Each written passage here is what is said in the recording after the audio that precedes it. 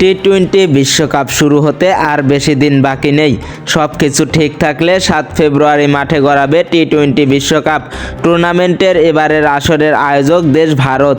কিন্তু সীমান্ত নিয়ে দুই দেশের সমস্যা থাকায় ভারতে খেলতে যাবে না পাকিস্তান, যে কারণে বিশ্বকাপে পাকিস্তানের খেলাগুলো হবে শ্রীলঙ্কায়।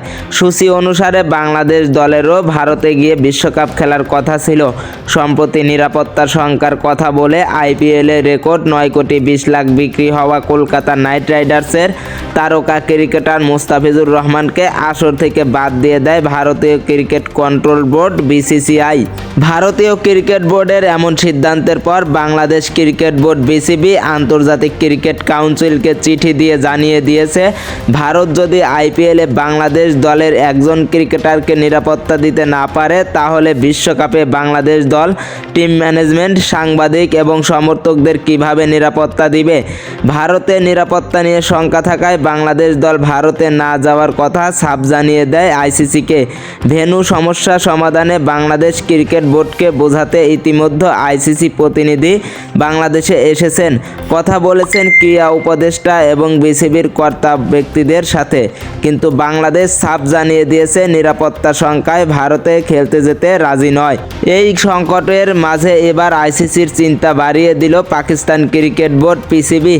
বাংলাদেশের সমস্যা সমাধান করতে না পারলে টি-20 বিশ্বকাপে খেলার সিদ্ধান্ত পুনর্বিবেচনা করবে তারা, এমনটাই জানিয়েছে পাকিস্তানের দুই সংবাদ মাধ্যম জিও সুপার ও টেলিকম এশিয়া.নেট।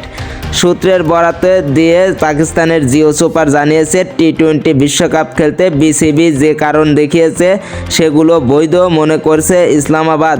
শেষ পর্যন্ত এই ইস্যুতে কোনো সমাধান না আনতে পারলে টি-20 বিশ্বকাপে অংশগ্রহণের সিদ্ধান্ত পুনর্বিবেচনা করবে পাকিস্তান। সে সঙ্গে ভারত যেন বাংলাদেশকে চাপ দিতে না পারে সেটাও দেখা হবে ইসলামাবাদের পক্ষ থেকে।